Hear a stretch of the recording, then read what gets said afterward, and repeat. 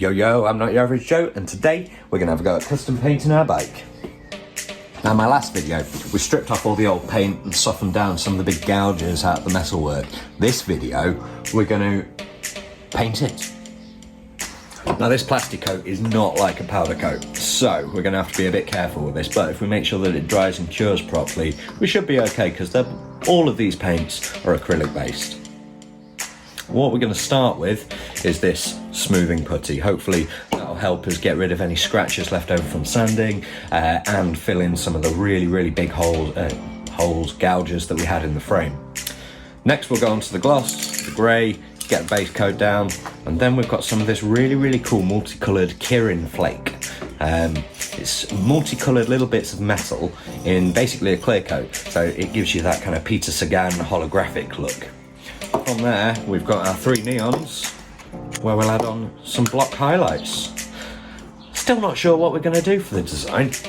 I've had a little bit of a practice, just to see what all the colours look like, and I was really tempted by this spatter finish, but I think we're going to stick to something a little more modern, something a little more, kind of, as I say, block colours, a little more simple, a little more me. So yeah, need to mask the wheels, a little bit more sanding, and then we'll crack on. So the first coat, Spray.Bike Builder's Putty. I'm hoping that this will fill in any cracks, gaps, scratches, that kind of thing. Now, if you're coming to this at this stage and you haven't seen my first video, you can get away with just sanding the paint, the existing paint on your frame, sticking some of this in, and yeah, that should give you a nice primed finish to paint over the top of. Saying that, never used it before, so we'll see how it goes. Now, you do need to make sure that you mask off any sections you don't want paint getting into, including any bearings and any bolt holes. We've just used a cheap old bolt just to plug that thread, make sure no paint gets into it.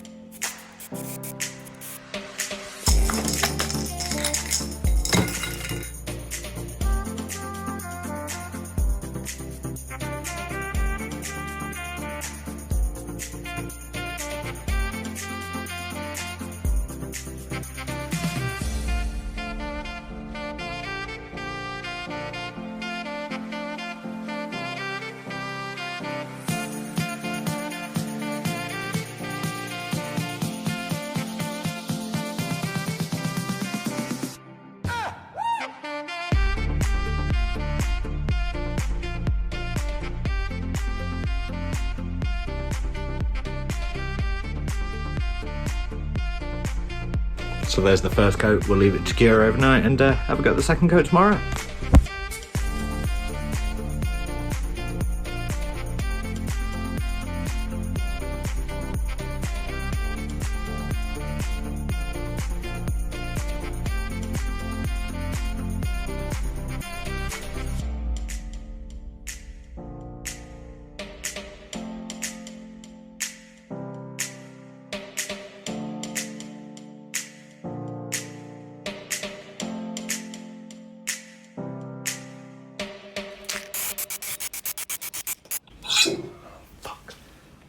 So this is precisely what we were worried about.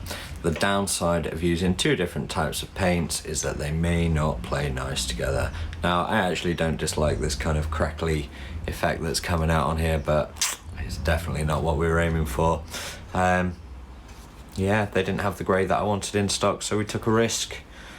And yeah, wait till it dries, see what we can do with it. Might be able to get it nice and smooth with a clear coat, but I really don't want to ruin the sparkle because that's lovely. So yeah, watch this space, we'll see what we can do.